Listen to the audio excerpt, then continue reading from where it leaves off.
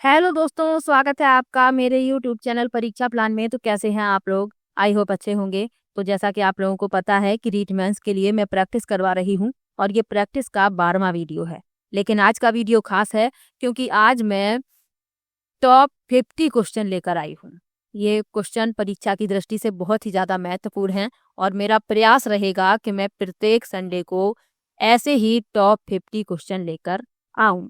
तो चलिए वीडियो को शुरू करते हैं। वीडियो देखने के बाद यदि आपको अच्छा लगे, हेल्पफुल लगे तो वीडियो को लाइक और शेयर कीजिएगा और यदि आप चैनल पर नए हैं तो चैनल को सब्सक्राइब कर लीजिए। प्रीवियस ईयर के क्वेश्चन पेपर मैं सॉल्व करवा चुकी हूँ, प्लेलिस्ट बनी हुई है, वहाँ पर आपको सभी वीडियो मिल जाएंगी जितने भी पेपर मैंने सॉल्व करवाए हैं। और राजस्थान बोर्ड की एसएसटी की क्लास 6 से लेकर 10th तक की जो किताबें हैं उन्हें मैं पढ़ा चुकी हूँ, इसकी भी प्लेलिस्ट बनी हुई है, तो वहाँ पर आपको सभी वीडियो एक साथ मिल जाएंगी। तो चलिए आज के वीडियो को शुरू करते हैं। पहला प्रश्न दिया गया है, मत्स्य संघ के मंत्रिमंडल में कौन सम्मिलित नहीं था?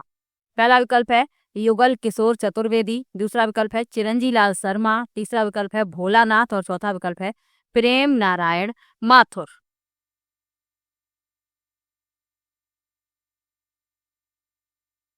तो मत्स्य संघ के मंत्रिमंडल में जो सम्मिलित नहीं थे वे थे प्रेम नारायण माथुर। डी विकल्प इस प्रश्न का उत्तर हो जाएगा। मत्स्य संघ एक अल्पकालिक राजनीतिक इकाई थी जिसका गठन 4 रियासतों अलवर, भरतपुर, धौलपुर और करौली के विलय से हुआ था। फिर मत्स्य संघ का विलय हो गया था संयुक्त राज्य राजस्थान में 15 मई 1949 को। तो ये भी आपको याद रखना है। और राजस्थान का जो एकीकरण है वह 7 चरणों में पूरा हुआ है, ये भी याद रखिएगा। चलिए आगे बढ़ते हैं, अगले प्रश्न पर चलते हैं। इसमें आपका डी विकल्प सही है, याद रखिएगा डी विकल्प सही है इसमें। चलिए आगे बढ़ते हैं, अगले प्रश्न पर चलते हैं। कूदड़ की घटना किस किसान आंदोलन से संबंधित है? पहला विकल्प है बीकानेर, दूसरा विकल्प है बूंदी, तीसरा विकल्प है बेंगू और चौथा विकल्प है सीकर।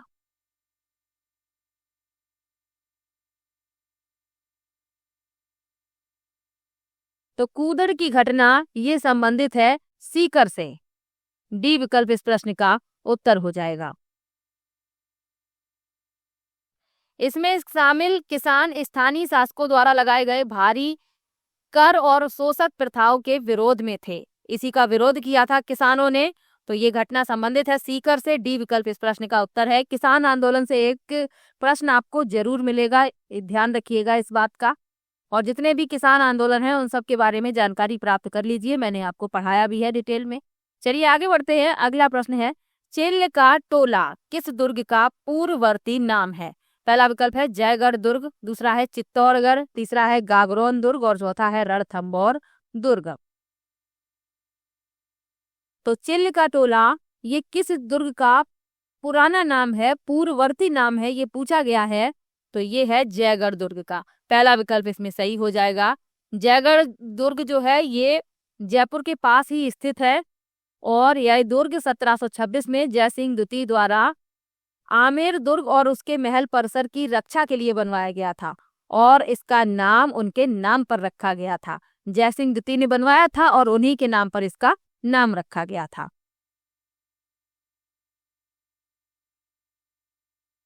और एक बात और याद रखिएगा, जयगढ़ दुर्ग में दुनिया की सबसे बड़ी तोप रखी हुई है, मैंने आपको बताया भी है, तो ये आप याद रखिएगा। और इस दुर्ग को विजय दुर्ग के रूप में भी जाना जाता है। और ये अरावली पर्वतमाला की चील का टीला पहाड़ी पर स्थित है, यानी चीलों की पहाड़ी, इसीलिए इसे चिल्ल का टोला कहा जाता था पहले। तो याद रखिएगा पहला विकल्प इस प्रश्न का उत्तर हो जाएगा। चलिए आगे बढ़ते हैं, अगले प्रश्न पर चलते हैं। कान में पहने जाने वाले आभूषण को बताइए। पहला विकल्प है सुरलिया, दूसरा विकल्प है मटर माला, तीसरा विकल्प है तकिया और चौथा विकल्प है मुंदड़ी। तो कान में पहना जाने वाला आभूषण है सुरलिया, पहला विकल्प इसमें सही हो जाएगा। सुरलिया जो है सोने, चांदी और अन्य धातुओं से बनाया जा सकता है और इसमें कीमती पत्थर भी लगाए जाते हैं, कीमती पत्थरों से इसे सजाया जाता है। तो पहला विकल्प इस प्रश्न का उत्तर है। और विकल्प लिखे हुए हैं, इनके बारे में जान लीजिए। मटर माला ये गले में धारण किया जाता है। तकिया ये कलाई में पहने जाने वाला आभूषण है। और मुंदड़ी ये उंगलियों में पहना जाता है। अंगूठियों के लिए इस शब्द का प्रयोग किया जाता है मुंदड़ी का, तो याद रखिएगा इसे उंगलियों में धारण किया जाता है। इस प्रश्न में आपका पहला विकल्प सही है। चलिए आगे बढ़ते हैं, अगले प्रश्न पर चलते हैं। संकरिया नृत्य संबंधित है। पहला विकल्प है भीलों से, दूसरा विकल्प है गरासियों से, तीसरा है कालबेलियों से और चौथा है गुर्जरों से। तो संकरिया नृत्य संबंधित है कालबेलियों से, सी विकल्प इसमें सही हो जाएगा। कालबेलिया जो समुदाय है वह कालबेलिया नृत्य करता है, आप लोगों को मैंने बताया है। और महिलाओं द्वारा ये नृत्य किया जाता है, जिन्हें ऐतिहासिक रूप से सांपों वाले के रूप में जाना जाता है। जो कालबेलिया जनजाति है इसे सांपों वालों के रूप में जाना जाता है, क्योंकि ये जो जनजाति है ये सांपों को पालती है। और कालबेलिया नृत्य को 2010 से यूनेस्को की अमूर्त सांस्कृतिक विरासत की प्रतिनिधि सूची में शामिल किया गया है, ये भी याद रखिएगा। और जो कालबेलिया जनजाति है इसे सपेरा भी कहा जाता है या सांप वाले समुदाय। तो ये इतना आपको याद रखना है, सी विकल्प इसमें सही हो जाएगा। चलिए आगे बढ़ते हैं, अगले प्रश्न पर चलते हैं। नेमिनाथ बारहमासा के रचयिता हैं। पहला विकल्प है सुमति गढ़ी, दूसरा विकल्प है पलहड़, तीसरा विकल्प है राजशेखर सूरी और चौथा है जिनदत्त सूरी। तो नेमिनाथ बारहमासा के रचयिता है पलहड़, बी विकल्प इसमें सही हो जाएगा। पलहड़ जैन साहित्य में अपने योगदान के लिए जाने जाते हैं। उन्होंने नेमिनाथ बारहमासा नामक कृति की रचना की, जो जैन धर्म में एक प्रसिद्ध कृति है, तो ये भी याद रखिएगा। चलिए आगे बढ़ते हैं, अगले प्रश्न पर चलते हैं। अगला प्रश्न दिया गया है 1857 ईस्वी के प्रथम स्वतंत्रता संग्राम में अंग्रेजों के विरुद्ध झांसी की रानी लक्ष्मीबाई और तात्या टोपे को अपनी सेना के वेतन और रसद हेतु धन किसने उपलब्ध करवाया था। बहुत ही अच्छा प्रश्न है। पहला विकल्प है डूंग जी, जवाहर जी, दूसरा विकल्प है सेठ अमरचंद बाठिया, तीसरा विकल्प है कुंवर दीप सिंह और चौथा है महाराजा मान सिंह। तो इस प्रश्न में आपका दूसरा विकल्प सही है, सेठ अमरचंद बाठिया। सेठ अमरचंद बाठिया झांसी के एक धनी और प्रभावशाली व्यक्ति थे। 1857 के विद्रोह के दौरान रानी लक्ष्मीबाई और तात्या टोपे को इन्होंने आर्थिक मदद दी थी। तो बी विकल्प इसमें सही है, याद रखिएगा, अच्छा प्रश्न है। चलिए आगे बढ़ते हैं।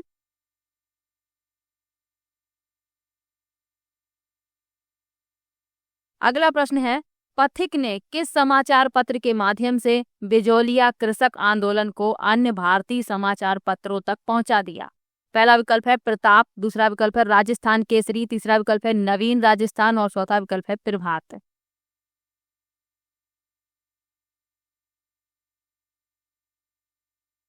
तो पथिक बिजोलिया किसान आंदोलन के प्रमुख नेता थे। इनका पूरा नाम है विजय सिंह पथिक, याद रखिएगा। और इन्होंने प्रताप समाचार पत्र के माध्यम से बिजोलिया किसान आंदोलन को अन्य भारतीय समाचार पत्रों तक पहुंचा दिया था। प्रताप एक हिंदी समाचार पत्र था जो ब्रिटिश औपनिवेशिक काल के दौरान राष्ट्रवादी आंदोलनों और सामाजिक सुधारों को बढ़ावा देने में अपनी भूमिका के लिए जाना जाता था। याद रखिएगा, ये प्रश्न पूछ लिया जाता है कि प्रताप समाचार पत्र के संपादक कौन थे, तो विजय सिंह पथिक थे, ये आप याद रखिएगा।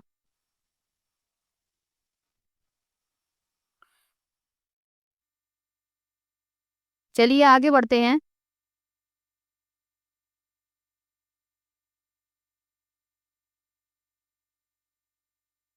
निम्न में से किस संस्था ने अछूतों की शिक्षा के लिए चुरू में कबीर पाठशाला स्थापित की। पहला विकल्प है सर्व हितकारिणी सभा, दूसरा है बीकानेर प्रजा मंडल, तीसरा विकल्प है बीकानेर राज्य प्रजा मंडल और चौथा है लोक परिषद।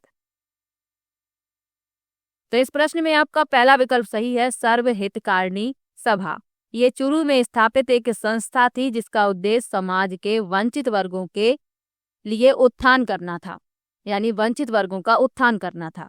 यह संगठन विशेष रूप से अछूतों के लिए शिक्षा और सामाजिक सुधार प्रदान करने पर केंद्रित था। तो नाम याद रखिएगा, कबीर पाठशाला इसका नाम था। पहला विकल्प इसमें सही है।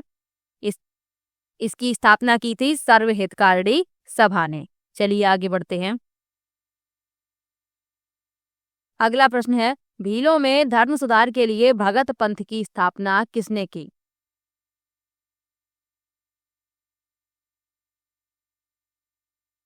पहला विकल्प है मोतीलाल तेजावत, दूसरा विकल्प है गोविंद गुरु, तीसरा विकल्प है विजय सिंह पथिक और चौथा है सीताराम दास। तो भीलों में धर्म सुधार के लिए भगत पंथ की स्थापना की गोविंद गुरु ने।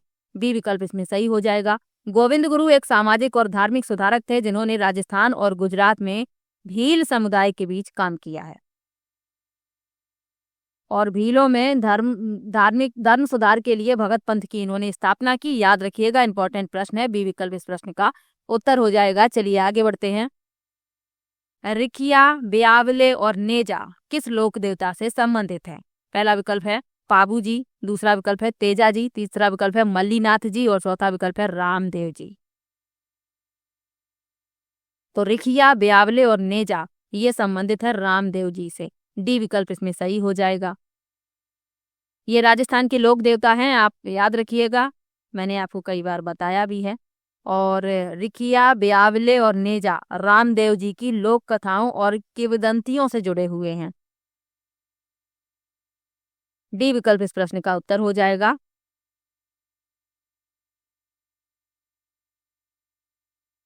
और विकल्प लिखे हुए हैं, इनके बारे में जान लीजिए। पाबू जी ये भी राजस्थान के लोक देवता हैं और इन्हें ऊंटों के रक्षक के रूप में जाना जाता है। और मल्लीनाथ जी ये भी राजस्थान के लोक देवता हैं और विशेष रूप से बाड़मेर जिले में ये पूजनीय हैं। और तेजा जी इनकी विशेष रूप से राजस्थान के मालवा और मारवाड़ क्षेत्रों में पूजा की जाती है और इन्हें अपनी बहादुरी और बलिदान के लिए जाना जाता है। तो ये सब आपको याद रखना है, कई बार मैंने आपको बताया भी है। इसमें आपका डी विकल्प सही हो जाएगा। जब मैंने आपको लोक देवताओं के बारे में पढ़ाया था डिटेल में, वहां पर मैंने आपको बताया था। चलिए आगे बढ़ते हैं। अगला प्रश्न है, झाला हवेली किस किले में अवस्थित है? पहला विकल्प है कोटा, दूसरा विकल्प है बूंदी, तीसरा विकल्प है झालावाड़ और चौथा विकल्प है बीकानेर। तो झाला हवेली ये स्थित है कोटा। पहला विकल्प इसमें सही हो जाएगा।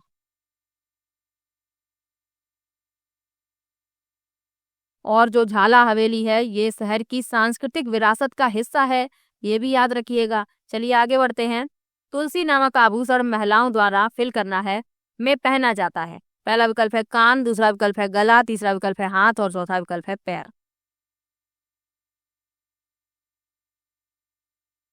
तो तुलसी नामक आभूषण ये गले में धारण किया जाता है। बी विकल्प इसमें सही हो जाएगा। चलिए आगे बढ़ते हैं। अगला प्रश्न है, घोड़ला का त्योहार किसकी स्मृति में मनाया जाता है? पहला विकल्प है उलूग खां, दूसरा विकल्प है मल्लू खां, तीसरा विकल्प है घोड़ले खां और चौथा विकल्प है राव सातल। तो घोड़ला का त्योहार राव सातल की स्मृति में मनाया जाता है। राव सातल मारवाड़ क्षेत्र के इतिहास में एक महत्वपूर्ण व्यक्ति थे जो स्थानीय समुदाय में अपने योगदान के लिए जाने जाते थे। तो डी विकल्प इसमें सही हो जाएगा। चलिए आगे बढ़ते हैं। अगला प्रश्न दिया गया है, फूटा देवल मेला कहाँ आयोजित होता है? पहला विकल्प है उदयपुर, दूसरा विकल्प है सिरोही, तीसरा विकल्प है राजसमंद और चौथा विकल्प है डूंगरपुर। तो फूटा देवल मेला राजस्थान के राजसमंद में आयोजित होने वाला एक वार्षिक सांस्कृतिक कार्यक्रम है। तो इसमें आपका सी विकल्प सही हो जाएगा, राजसमंद। चलिए आगे बढ़ते हैं, अगले प्रश्न पर चलते हैं। कजली तीज का त्योहार कहाँ मनाया जाता है? पहला विकल्प है बाड़मेर, दूसरा विकल्प है बूंदी, तीसरा विकल्प है जयपुर और चौथा विकल्प है जोधपुर।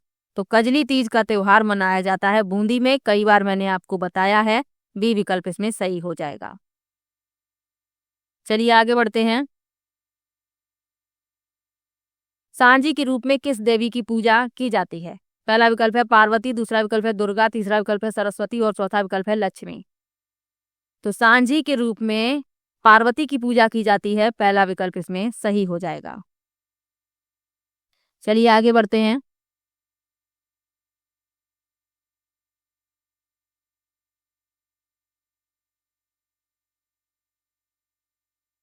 अगला प्रश्न है, मांडल्य आभूषण महिलाओं द्वारा शरीर के किस अंग पर पहना जाता है?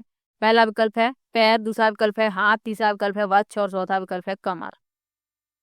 तो मांडल्य आभूषण ये महिलाओं द्वारा पहना जाने वाला एक पारंपरिक आभूषण है और ये वक्ष पर धारण किया जाता है, सी विकल्प इसमें सही हो जाएगा। चलिए आगे बढ़ते हैं।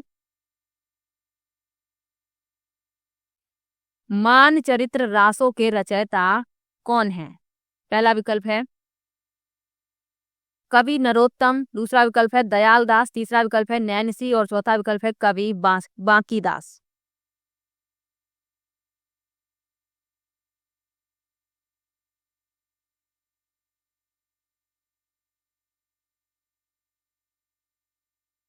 तो मानचरित्र रासों के रचयिता कौन है? कवि नरोत्तम, पहला विकल्प इसमें सही हो जाएगा। मानचरित्र रासों राजस्थानी साहित्य में एक उल्लेखनीय कृति है जो इस क्षेत्र की संस्कृति और परंपराओं को दर्शाती है। और कवि नरोत्तम राजस्थानी साहित्य परंपरा के एक प्रमुख कवि और विद्वान थे, तो ये आपको याद रखना है। इसमें आपका पहला विकल्प सही है। चलिए आगे बढ़ते हैं, अगले प्रश्न पर चलते हैं। राजस्थानी नाटक आलेखू अम्बा के लेखक हैं? पहला विकल्प है मीठेश निर्मोही, दूसरा विकल्प है वेद व्यास, तीसरा विकल्प है दुलाराम सहारन और चौथा विकल्प है कमल रंगा।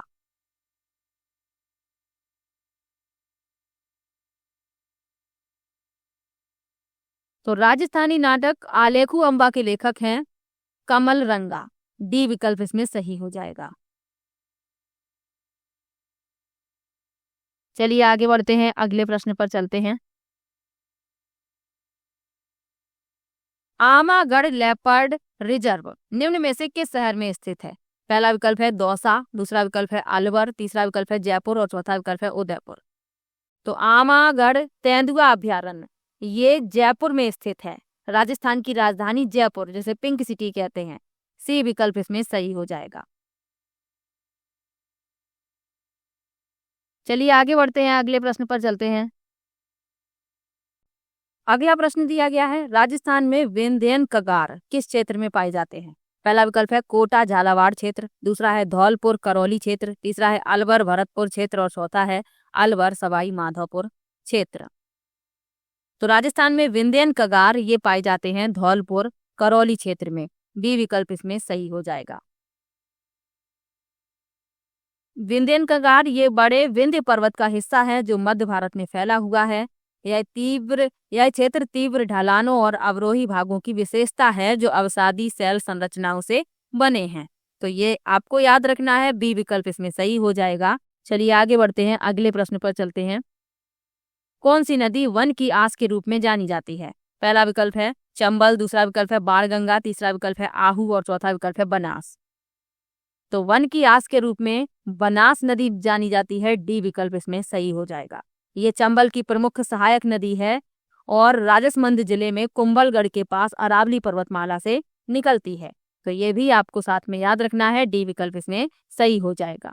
चलिए आगे बढ़ते हैं।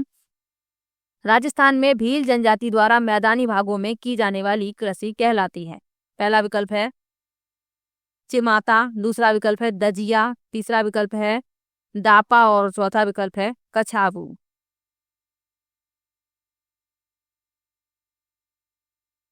तो राजस्थान में भील जनजाति द्वारा मैदानी भागों में की जाने वाली कृषि कहलाती है दजिया, बी विकल्प इसमें सही हो जाएगा। दजिया एक प्रकार की झूम खेती या स्थानांतरित खेती ही है, ये भी याद रखिएगा। जिस तरीके से स्थानांतरित कृषि में जो भूमि पर खरपतवार घास वगैरह उगाते हैं उन्हें काट कर वहीं जला दिया जाता है, उसी तरीके से इसमें भी किया जाता है। तो ये एक प्रकार की झूम खेती या स्थानांतरित खेती ही है, ये आप याद रखिएगा। और दजिया का उपयोग करके उगाई जाने वाली सामान्य फसलें हैं मक्का, जौ और दालें। ये भी याद रखिए, बी विकल्प इसमें सही है। चलिए आगे बढ़ते हैं, अगले प्रश्न पर चलते हैं। राजस्थान के कौन से जिले में बृहत उद्योगों की सर्वाधिक संख्या पाई जाती है? पहला विकल्प है अलवर, दूसरा विकल्प है भीलवाड़ा, तीसरा विकल्प है जयपुर और चौथा विकल्प है उदयपुर। तो राजस्थान में बृहत यानी कि बड़े उद्योगों की सर्वाधिक संख्या है अलवर जिले में। पहला विकल्प इसमें सही हो जाएगा।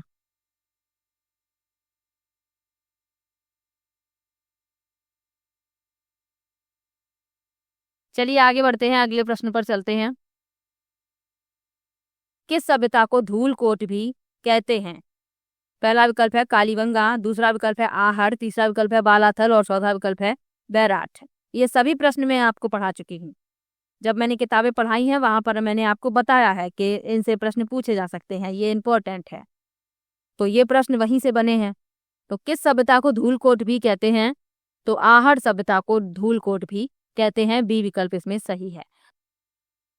इस सभ्यता को इस क्षेत्र में पाए जाने वाले विशेष मिट्टी के बर्तनों और कलाकृतियों के कारण धूलकोट संस्कृति के रूप में जाना जाता है। तो ये भी याद रखिएगा, बी विकल्प इस प्रश्न का उत्तर है। चलिए आगे बढ़ते हैं, अगले प्रश्न पर चलते हैं।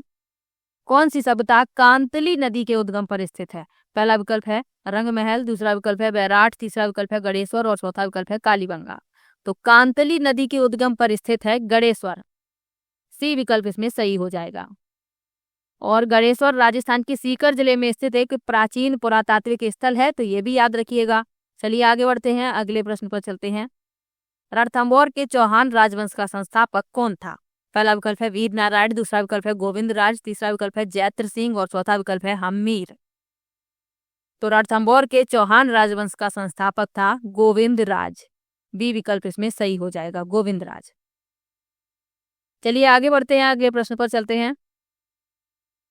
हल्दी घाटी के प्रसिद्ध युद्ध का मैदान किस जिले में स्थित है? पहला विकल्प है उदयपुर, दूसरा विकल्प है चित्तौड़, तीसरा विकल्प है भीलवाड़ा और चौथा विकल्प है राजसमंद।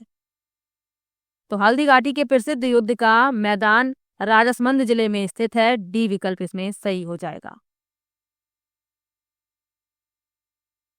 अगला प्रश्न दिया गया है, राजस्थान अपनी साझी सीमा का सबसे लंबा हिस्सा निम्नलिखित में से किस राज्य के साथ साझा करता है?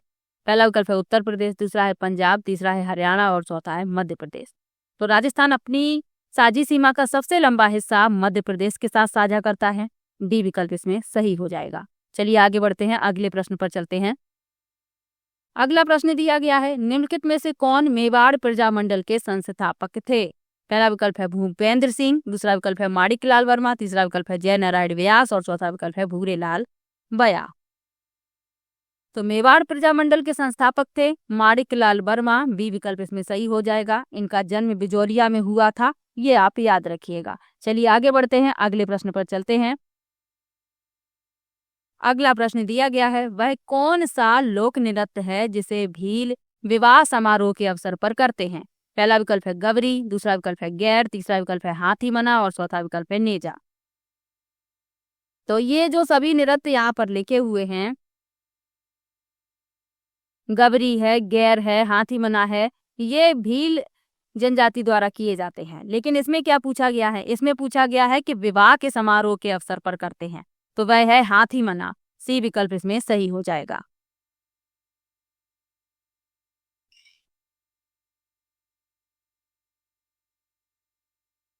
जो नेजा नृत्य है, यहाँ पर एक जो नृत्य लिखा हुआ है नेजा, यह होली के अवसर पर भील महिलाओं द्वारा सामूहिक खेल नृत्य है।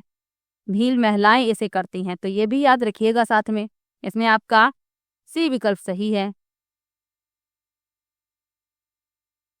चलिए आगे बढ़ते हैं, अगले प्रश्न पर चलते हैं।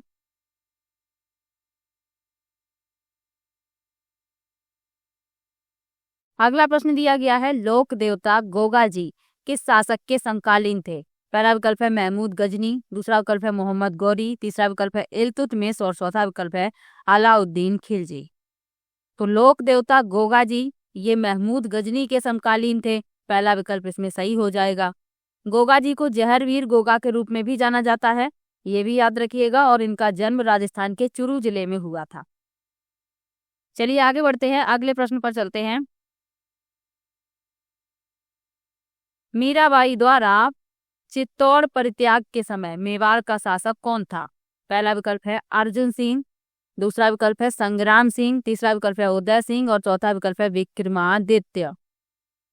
तो मीराबाई कृष्ण की सच्ची भक्त थी और जब इन्होंने चित्तौड़ परित्याग किया था तो उस समय मेवाड़ का शासक था विक्रमादित्य। डी विकल्प इसमें सही हो जाएगा। ये राणा सांगा का पुत्र था और मीराबाई का देवर था, ये भी याद रखिएगा। और विक्रमादित्य ने कई बार मीराबाई को मारने की साजिश भी रची थी, तो ये भी याद रखिए। चलिए आगे बढ़ते हैं, अगले प्रश्न पर चलते हैं। किस दुर्ग में जौहर नहीं किया गया? पहला विकल्प है जयगढ़ दुर्ग, दूसरा विकल्प है गागरोन दुर्ग, तीसरा विकल्प है सिवाना दुर्ग और चौथा विकल्प है जालौर दुर्ग। तो पूछा गया है किस दुर्ग में जौहर नहीं किया गया, तो जयगढ़ दुर्ग में पहला विकल्प इस प्रश्न का उत्तर हो जाएगा। ये जयपुर के पास ही स्थित है, याद रखिएगा। और अभी इसी वीडियो में मैंने आपको जयगढ़ दुर्ग के बारे में बताया भी था।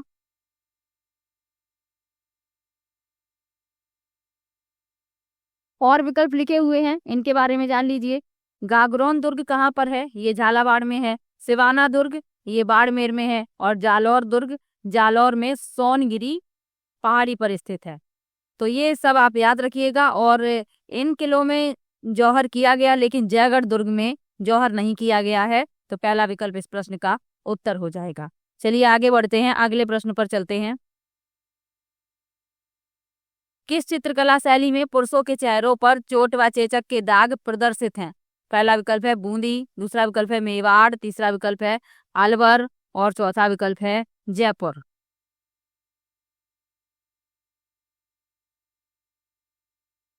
तो इस प्रश्न में आपका डी विकल्प सही है। जयपुर चित्रकला शैली में पुरुषों के चेहरों पर चोट व चेचक के दाग प्रदर्शित हैं।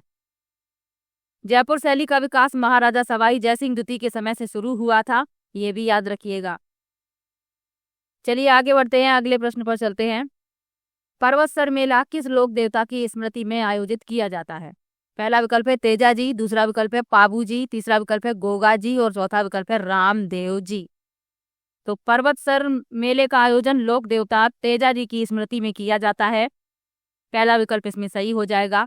पर्वतसर मेला राजस्थान के नागौर जिले में हर साल भाद्रपद महीने में शुक्ल पक्ष की 10वीं को आयोजित होने वाला एक पशु मेला है, तो ये भी याद रखिएगा। पहला विकल्प इस प्रश्न का उत्तर है।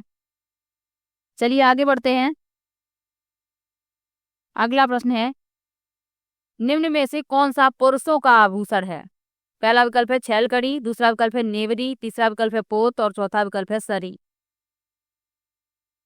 तो पुरुषों का आभूषण पूछा गया है, तो छैलकड़ी पुरुषों का आभूषण है और ये कान में पहना जाता है, तो याद रखिएगा। और विकल्प लिखे हुए हैं, इनके बारे में जान लीजिए। जो नेवरी है ये महिलाओं द्वारा पैर में धारण किया जाता है। पोत और सरी ये दोनों ही गले में पहने जाते हैं, तो ये भी साथ में याद रखिएगा। चलिए आगे बढ़ते हैं, अगले प्रश्न पर चलते हैं। छेड़े कब गाए जाते हैं? पहला विकल्प है शिशु मृत्यु, दूसरा है जागरण, तीसरा है वधु आगमन और चौथा है फसल कटाई। तो छेड़े जो है ये शोक गीत हैं और ये शिशु मृत्यु पर गाए जाते हैं, पहला विकल्प इसमें सही हो जाएगा।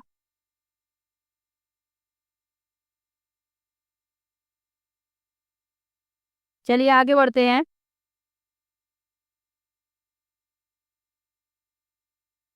राजकुमारी मूमल किस स्थान से संबंधित थी? पहला विकल्प है कोलायत, दूसरा विकल्प है आर्थुना, तीसरा विकल्प है लोद्रवा और चौथा विकल्प है केलापानी।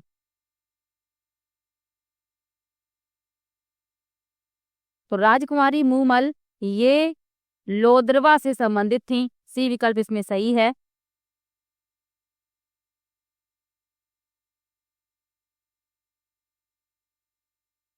तो राजकुमारी मूमल के बारे में याद रखिएगा, ये लोद्रवा की थी जो उमरकोट जिले में है, जिसे सिंध क्षेत्र में अमरकोट के नाम से भी जाना जाता है, जो वर्तमान में पाकिस्तान में है, तो ये भी याद रखिएगा।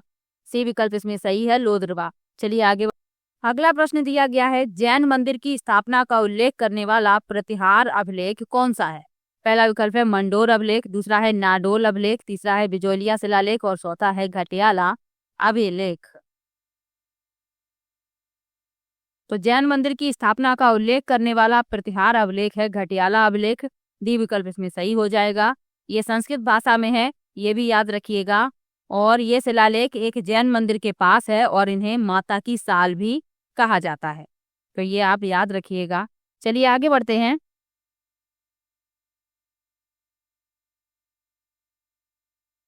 अगला प्रश्न दिया गया है, सुल्तान जलालुद्दीन खिलजी के रणथंबोर अभियान के समय वहां का शासक कौन था? पहला विकल्प है गोविंद राज, दूसरा विकल्प है वीर नारायण, तीसरा विकल्प है हमीर और चौथा विकल्प है रतिपाल। तो सुल्तान जलालुद्दीन खिलजी के रणथंबोर अभियान के समय वहां का शासक हमीर था। सी विकल्प इसमें सही हो जाएगा, हमीर।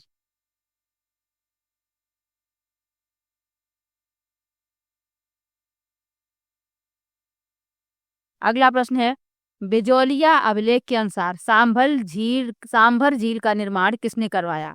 पहला विकल्प है गोविंद राज, दूसरा विकल्प है वासुदेव, तीसरा विकल्प है विग्रह राज और चौथा विकल्प है दुर्लभ राज। तो बिजोलिया अभिलेख के अनुसार पूछा गया है, तो बिजोलिया अभिलेख के अनुसार सांभर झील का निर्माण करवाया वासुदेव ने। बी विकल्प इसमें सही हो जाएगा। चलिए अगले प्रश्न पर चलते हैं। अकबर के संरक्षण में मान सिंह द्वारा अपना प्रथम सैन्य अभियान किसके विरुद्ध किया गया? पहला विकल्प है सुरजनहारा, दूसरा विकल्प है महाराणा प्रताप, तीसरा विकल्प है केदार राय और चौथा विकल्प है रामचंद्र देव। तो अकबर के संरक्षण में मान सिंह द्वारा अपना प्रथम सैन्य अभियान सुरजनहारा के विरुद्ध किया गया। पहला विकल्प इसमें सही हो जाएगा। तो मान सिंह पहली बार 1569 में रणथंबोर के अभियान में अकबर के साथ गए थे, जहां रणथंबोर किले के स्वामी सुरजनहारा ने अकबर की अधीनता स्वीकार करते हुए भगवंत दास की मध्यस्थता में अकबर के साथ सुलह की और किले की जो चाबियां थी वो अकबर को सौंप दी। तो पहला विकल्प इसमें सही है, सुरजनहारा। चलिए आगे बढ़ते हैं। डाबरा कांड किस क्षेत्र के किसानों से संबंधित है? पहला विकल्प है नागौर, दूसरा विकल्प है भरतपुर, तीसरा विकल्प है सीकर और चौथा विकल्प है जोधपुर।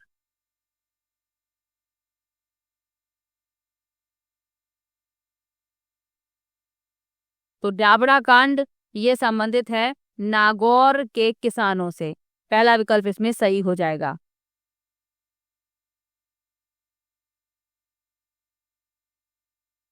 चलिए आगे बढ़ते हैं। अगला प्रश्न है, मेवाड़ प्रजामंडल के प्रथम अधिवेशन का अध्यक्ष कौन था?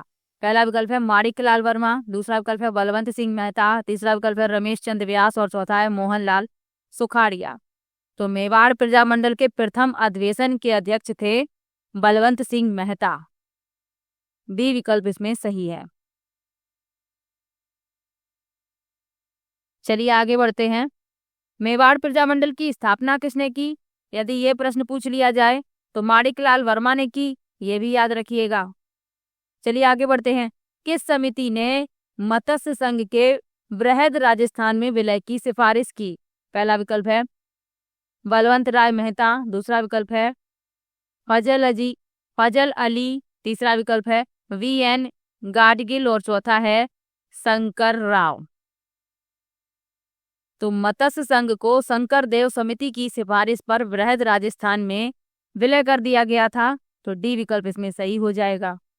चलिए आगे बढ़ते हैं, अगले प्रश्न पर चलते हैं। अगला प्रश्न दिया गया है, संत पीपा के गुरु कौन थे? पहला विकल्प है रामानुज, दूसरा विकल्प है कबीर, तीसरा विकल्प है रामानंद और चौथा विकल्प है शंकराचार्य। तो संत पीपा मध्यकालीन राजस्थान में भक्ति आंदोलन के प्रमुख संतों में से एक थे और इनके गुरु थे रामानंद। सी विकल्प इसमें सही हो जाएगा। चलिए आगे बढ़ते हैं। किस मेले को आदिवासियों का कुंभ कहा जाता है? पहला है बाण गंगा का मेला, दूसरा है पुष्कर का मेला, तीसरा है सरसुरा का मेला और चौथा है बेड़ेश्वर का मेला। तो मेलों से संबंधित एक प्रश्न आपको जरूर मिलेगा। तो आदिवासियों का कुंभ कहा जाता है बेड़ेश्वर मेले को। डी विकल्प इसमें सही हो जाएगा।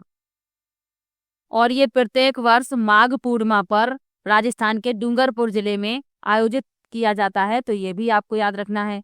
और ये जो मेला है ये माही, सोम और जाखम नदियों के संगम पर आयोजित किया जाता है। याद रखिएगा, डी विकल्प इसमें सही है। इंपॉर्टेंट प्रश्न है, कई बार पूछा गया है। और विकल्प लिखे हुए हैं, इनके बारे में जान लीजिए। बाणगंगा का मेला ये जयपुर में आयोजित किया जाता है। पुष्कर का मेला राजस्थान के अजमेर शहर से करीब 11 किलोमीटर की दूरी पर आयोजित किया जाता है।